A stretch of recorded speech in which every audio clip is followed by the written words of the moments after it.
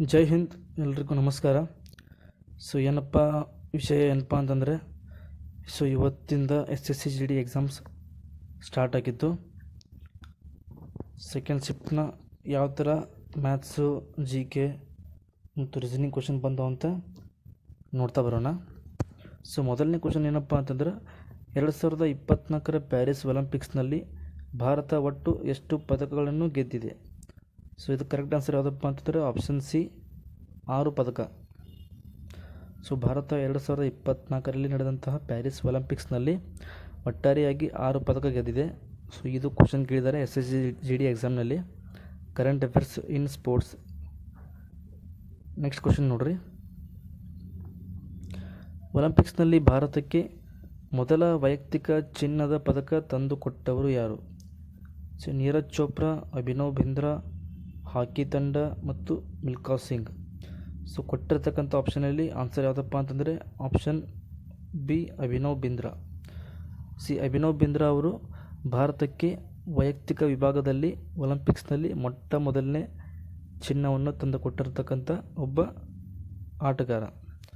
Shooting ಸ್ಪರ್ಧೆಯಲ್ಲಿ ಇವರು ಚಿನ್ನವನ್ನು ಗೆಲ್ತಾರೆ ವೈಯಕ್ತಿಕ ವಿಭಾಗದಲ್ಲಿ. ಇದು ಗೊತ್ತಿರಲಿ. ನೆಕ್ಸ್ಟ್ ಕ್ವಶನ್ ನೋಡ್ರಿ. ಅಲಹಾಬಾದ್ ಸ್ತಂಭವನ್ನು ಮುಖ್ಯವಾಗಿ ಯಾವ ಚಕ್ರವರ್ತಿ ಸ್ಥಾಪಿಸಿದನು? ಸಮುದ್ರಗುಪ್ತ, ಚಂದ್ರಗುಪ್ತ ಮೌರ್ಯ, ಅಶೋಕ, ಹರ್ಷವರ್ಧನ. ಅಲಹಾಬಾದ್ ಸ್ತಂಭವನ್ನು ಮುಖ್ಯವಾಗಿ ಸ್ಥಾಪಿಸಿದಂಥ ಚಕ್ರವರ್ತಿ ಯಾರಪ್ಪ ಅಂತಂದರೆ ಆಪ್ಷನ್ ಸಿ, ಅಶೋಕ ಚಕ್ರವರ್ತಿ. ಗುಪ್ತರು ಕೂಡ ಒಂದು ಸ್ತಂಭವನ್ನು ಸ್ಥಾಪನೆ ಮಾಡ್ತಾರೆ. ಅದು ಯಾವ ಸ್ತಂಭ ಅಂತ ಕೇಳಿದರೆ ಗೊತ್ತಿರಲಿ, ಮೆಹರೌಲಿ ಸ್ತಂಭ ಶಾಸನ. ನೆಕ್ಸ್ಟ್ ಕ್ವಶನ್ ನೋಡ್ರಿ. ಭರತನಾಟ್ಯದ ಮೂಲ ಗ್ರಂಥವೆಂದು ಪರಿಗಣಿಸಲ್ಪಡುವ ಪ್ರಾಚೀನ ಸಂಸ್ಕೃತ ಕೃತಿ ಯಾವುದು? ಅಭಿನಯ ದರ್ಪಣ, ನಾಟ್ಯಶಾಸ್ತ್ರ, ಸಂಗೀತ ರತ್ನಾಕರ, ಭರತಾರ್ಣವ. ಈ ಕ್ವಶನ್ ಕರೆಕ್ಟ್ ಆನ್ಸರ್ ಕೊಟ್ಟಿರೋ ಹಾಗೆ ನಾಟ್ಯಶಾಸ್ತ್ರ. ನಾಟ್ಯಶಾಸ್ತ್ರವನ್ನು ಬರ್ತಕ್ಕಂಥ ಲೇಖಕ ಯಾರಪ್ಪ ಅಂತಂದರೆ ಅವರು ಭರತ ಮುನಿ. ಇದು ಗೊತ್ತಿರಲಿ. ನೆಕ್ಸ್ಟ್ ಕ್ವಶನ್ ನೋಡ್ರಿ. ಇದು ಮಾಹಿತಿ ಏನಪ್ಪ ಅಂತಂದರೆ, ಇಂದು ನಡೆದಂತಹ ಫಸ್ಟ್ ಮತ್ತು ಸೆಕೆಂಡ್ ಶಿಫ್ಟ್ನಲ್ಲಿ ಕೇಳಿರ್ತಕ್ಕಂತಹ ಮ್ಯಾಕ್ಸಿಮಮ್ ಮ್ಯಾಥ್ಸ್ ಟಾಪಿಕ್ಸ್, ಮ್ಯಾಥಮೆಟಿಕ್ಸ್. ಯಾವ ಟಾಪಿಕ್ ಕೇಳಿದಾರಪ್ಪ ಇವತ್ತಿನ ಎಕ್ಸಾಮ್ದಾಗ ಅಂತಂದ್ರೆ ಸಿಂಪ್ಲಿಫಿಕೇಷನ್ ಕೇಳಿದಾರ, ಎವರೇಜ್, ಮೆನ್ಸುರೇಷನ್ನು, ರೇಷೋ ಆ್ಯಂಡ್ ಪ್ರಪೋರ್ಷನ್ನು, profit and loss, simple and compound interest, time, speed and distance. ಇದರಲ್ಲಿ ಪ್ರಮುಖವಾಗಿ ರೈಲ್ವೆ ಬಗ್ಗೆ ಕೇಳಿದ್ದಾರೆ. ರೈಲ್ವೆ ಗೊತ್ತಿರಲಿ. ನೆಕ್ಸ್ಟು ಟೈಮ್ ಆ್ಯಂಡ್ ವರ್ಕ್ನಲ್ಲಿ ಯಾವ ಥರಪ್ಪ ಅಂತಂದರೆ ದಿನ ಬಿಟ್ಟು ದಿನ, ಅಂದರೆ ಪರ್ಯಾಯ ದಿನವನ್ನು ಬಿಟ್ಟು ದಿನ ಕೆಲಸ ಮಾಡೋದು. ಅಂದರೆ ಇವತ್ತು ಎ ಕೆಲಸ ಮಾಡಿದರೆ ನಾಳೆ ಬಿ ಕೆಲಸ ಮಾಡ್ತಾನೆ, ಮತ್ತು ನಾಡಿದ್ದು ಎ ಕೆಲಸ ಮಾಡ್ತಾನೆ. ಈ ಥರ ಕ್ವಶನ್ಸ್ ಬರ್ತಾವೆ ಟೈಮ್ ಆ್ಯಂಡ್ ವರ್ಕ್ನಲ್ಲಿ. Next number system, next percentage. ಇದಿಷ್ಟು ಇವತ್ತಿನ ಎಕ್ಸಾಮ್ನಲ್ಲಿ ಮ್ಯಾಥ್ಸ್ ಟಾಪಿಕ್. ಈ ಥರ ಕ್ವಶನ್ಸ್ ಕೇಳ್ತಾ ಇದ್ದಾರೆ. ಮ್ಯಾಕ್ಸಿಮಮ್ಮು ಈ ಒಂದು 10 ಟಾಪಿಕ್ ಮೇಲೆ ಕ್ವಶನ್ಸ್ ಬರ್ತಾ ಇದ್ದಾವೆ. ಗೊತ್ತಿರಲಿ. ನೆಕ್ಸ್ಟ್ ರೀಸನಿಂಗ್ ಟಾಪಿಕ್ ನೋಡಿ. ಯಾವಪ್ಪ ಟಾಪಿಕ್ ಅಂತಂದ್ರೆ ಮೊದಲನೇದು ಅನಾಲಜಿ, ನೆಕ್ಸ್ಟು ಕ್ಲಾಸಿಫಿಕೇಷನು, ಸಿರೀಸು. ಇದರಲ್ಲಿ ನಂಬರ್ ಸಿರೀಸು ಆಯಿತು ಅಥವಾ ಆಲ್ಫಾಬೆಟಿಕಲ್ ಸಿರೀಸು ಬಂತು. Next coding, decoding, blood relation, direction and distance, sequence and logical order, statement and assumption, figure counting ಮತ್ತು ವೆನ್ ಡಯಾಗ್ರಾಮು. ಈ ಒಂದು ಪ್ರಮುಖ 10 ಟಾಪಿಕ್ ಮೇಲೇ ಜಾಸ್ತಿ ಕ್ವಶನ್ಸ್ನ ಕೇಳ್ತಾ ಇದ್ದಾರೆ. ಇದು ಗೊತ್ತಿರಲಿ. ಇದೇ ಟಾಪಿಕ್ ಮೇಲೆ ನೀವು ಪ್ರೀವಿಯಸ್ ಇಯರ್ ಕ್ವಶನ್ಸ್ ಬೇಸ್ ಮೇಲೆ ನೋಡ್ತಾ ಎಕ್ಸ್ಪೆಕ್ಟೆಡ್ ಕ್ವಶನ್ ಪೇಪರ್ನ ಸಾಲ್ವ್ ಮಾಡ್ತಾ ಎಕ್ಸಾಮ್ಗೆ ಪ್ರಿಪೇರ್ ಆಗಿ.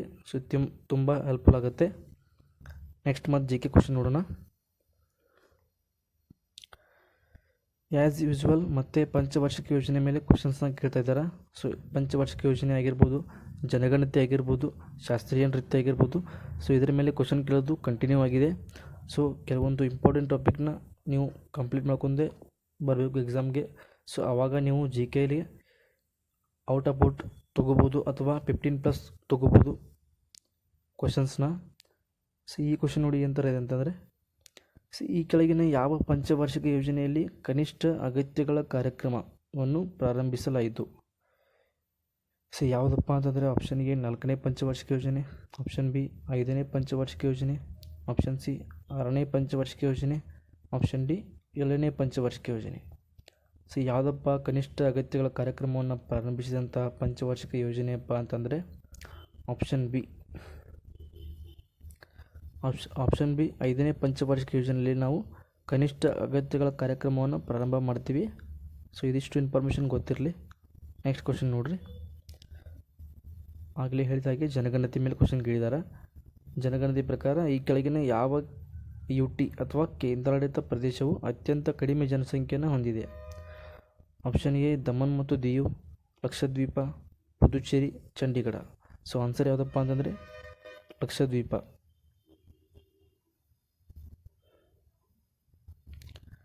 ನೆಕ್ಸ್ಟ್ ಕ್ವಶನ್ ನೋಡಿರಿ. ತಿರುಮಲ ತಿರುಪತಿ ದೇವಸ್ಥಾನದ ಆಸ್ಥಾನ ನರ್ತಕಿ ಆಗಿ ನೇಮಕಗೊಂಡ ಪ್ರಸಿದ್ಧ ಶಾಸ್ತ್ರೀಯ ನೃತ್ಯಗಾರ್ತಿ ಯಾರು? ಸಿ ಯಾರಪ್ಪ ಅಂತಂದರೆ ಆಪ್ಷನ್ ಬಿ ಯಾಮಿನಿ ಕೃಷ್ಣಮೂರ್ತಿ. ಇಲ್ಲಿ ಕೊಟ್ಟಿರ್ತಕ್ಕಂಥ 4 ಜನ ನೃತ್ಯಗಾರ್ತಿಯರು ಕೂಡ ಭರತನಾಟ್ಯಕ್ಕೆ ಸಂಬಂಧಪಟ್ಟವರು. ಭರತನಾಟ್ಯ ಭರತನಾಟ್ಯ ತಮಿಳುನಾಡು ರಾಜ್ಯದ ಒಂದು ಶಾಸ್ತ್ರೀಯ ನೃತ್ಯ ಆಗಿದ್ದು ಇದು ಭಾರತದಲ್ಲಿಯೇ ಅತ್ಯಂತ ಹಳೆಯ ಶಾಸ್ತ್ರೀಯ ನೃತ್ಯ. ಸೊ ಇದು ಇನ್ಫಾರ್ಮೇಷನ್ ಗೊತ್ತಿರಲಿ. ನೆಕ್ಸ್ಟ್ ಕ್ವಶನ್ ನೋಡ್ರಿ. ಹೈಕೋರ್ಟ್ನ ಮುಖ್ಯ ನ್ಯಾಯಾಧೀಶರು ಮತ್ತು ಇತರ ನ್ಯಾಯಾಧೀಶರನ್ನು ಯಾರು ನೇಮಿಸುತ್ತಾರೆ? ಆಪ್ಷನ್ ಎ ಭಾರತದ ಮುಖ್ಯ ನ್ಯಾಯಾಧೀಶರು,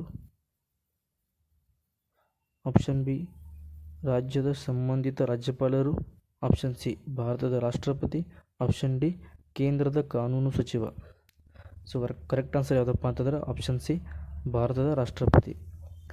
ಸೊ ನೆಕ್ಸ್ಟ್ ಅವರ ನಿಮ್ಮ ಶಿಫ್ಟ್ನಾಗ ಈ ಥರ ಕ್ವಶನ್ ಕೇಳ್ಬೋದು. ಏನಪ್ಪ ಅಂತಂದ್ರೆ, ಈಗ ನೇಮಿಸೋರು ರಾಷ್ಟ್ರಪತಿ ಆದರೆ ಆ ಒಂದು ಹೈಕೋರ್ಟ್ನ ಮುಖ್ಯ ನ್ಯಾಯಾಧೀಶರು ಮತ್ತು ಇತರ ನ್ಯಾಯಾಧೀಶರ ಪ್ರಮಾಣ ವಚನ ಬೋಧಿಸ್ತಕ್ಕಂಥ ವ್ಯಕ್ತಿ ಯಾರಪ್ಪ ಅಂತ ಕೇಳ್ಬೋದು. ಸೊ ಅವ್ರು ಯಾರಪ್ಪ ಅಂತಂದರೆ ಅವಾಗ ಆನ್ಸರ್ ರಾಜ್ಯಪಾಲರು ಕರೆಕ್ಟ್ ಆಗುತ್ತೆ. ಸೊ ಈ ಥರ ನೀವು ನೆಕ್ಸ್ಟ್ ಎಕ್ಸಾಮ್ಗೆ ಪ್ರಿಪೇರ್ ಆಗಬೇಕು. ಈ ಕ್ವಶನ್ಸ್ನ ನೋಡ್ಕೊಂಡು ಇದೇ ಕ್ವಶನ್ ಕೇಳ್ತಾರೆ ಅಂತ ಹೇಳೋಕ್ಕಾಗಲ್ಲ. ಸೊ ಇದೇ ಕ್ವಶನ್ಗೆ ಸಂಬಂಧಪಟ್ಟ ಹಾಗೆ ಬೇರೆ ಥರ ಕ್ವಶನ್ ಕೇಳ್ತಾರೆ. ಸೊ ಇದಿಷ್ಟೇ ಮಾಹಿತಿ ನಾವು ನಿಮಗೆ ಕೊಡ್ತಾ ಇರೋದು, ನಿಮಗೆ ಎಕ್ಸಾಮ್ಗೆ ಹೆಲ್ಪ್ ಆಗಲಿ ಅಂತ. ನೆಕ್ಸ್ಟ್ ಕ್ವಶನ್ ನೋಡ್ರಿ. ಮಯೂರ್ಭಂಜ್ ಛೌ ಯಾವ ಭಾರತೀಯ ರಾಜ್ಯದ ಪ್ರಸಿದ್ಧ ಜಾನಪದ ನೃತ್ಯವಾಗಿದೆ? ಇದಕ್ಕೆ ಆನ್ಸರ್ ಹೇಳೋಕ್ಕಿಂತ ಮುಂಚೆ, ಛೌ ಎನ್ನುವುದು ಸಂಸ್ಕೃತ ಸಚಿವಾಲಯದ ಪ್ರಕಾರ, ಮಿನಿಸ್ಟ್ರಿ ಆಫ್ ಕಲ್ಚರ್, ಈ ಒಂದು ಸಚಿವಾಲಯದ ಪ್ರಕಾರ ಇದೊಂದು ಶಾಸ್ತ್ರೀಯ ನೃತ್ಯ, ಕ್ಲಾಸಿಕಲ್ ಡ್ಯಾನ್ಸ್. ಆದರೆ ನಾಟಕ ಅಕಾಡೆಮಿಯ ಪ್ರಕಾರ ಸೊ ಇದೊಂದು ಜನಪದ ನೃತ್ಯ. ಸೊ ಇದಿಷ್ಟು ಇನ್ಫಾರ್ಮೇಷನ್ ಗೊತ್ತಿರಲಿ. ಛೌವನ್ನು ಪ್ರಮುಖವಾಗಿ 3 ರಾಜ್ಯಗಳಲ್ಲಿ ಆಚರಣೆ ಮಾಡ್ತಾರೆ. ಸೊ ಮೊದಲನೇದು ವೆಸ್ಟ್ ಬೆಂಗಾಲು, ಎರಡನೇದು ಜಾರ್ಖಂಡು, ಮೂರನೇದು ಒಡಿಸ್ಸಾ. ಸೊ ಒಡಿಸ್ಸಾದಲ್ಲಿ ಯಾವ ಪ್ರಕಾರದ ಛೌವನ್ನು ಆಚರಣೆ ಮಾಡ್ತಾರಪ್ಪ ಅಂತಂದರೆ ಸೊ ಅದು ಬೇರೆ ಅಲ್ಲ, ಮಯೂರ್ಭಂಜ್ ಛೌ.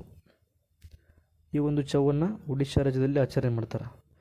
ಸೊ ಈ ಇನ್ಫಾರ್ಮೇಷನ್ ಗೊತ್ತಿರಲಿ ಛೌಗೆ ಸಂಬಂಧಪಟ್ಟದ್ದು. ನೆಕ್ಸ್ಟ್ ಕ್ವಶನ್ ನೋಡ್ರಿ.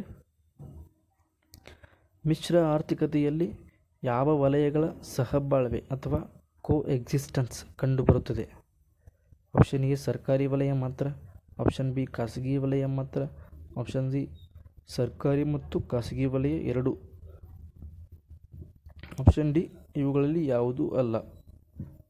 ಕರೆಕ್ಟ್ ಆನ್ಸರ್ ಯಾವುದಪ್ಪ ಅಂತಂದರೆ ಆಪ್ಷನ್ ಸಿ ಸರ್ಕಾರಿ ಮತ್ತು ಖಾಸಗಿ ವಲಯ ಎರಡೂ. ಈ ಎರಡೂ ವರ್ಗಗಳನ್ನ ಕೂಡಿ ನಾವು ಮಿಶ್ರ ಆರ್ಥಿಕತೆ ಅಂತ ಕರಿತೀವಿ.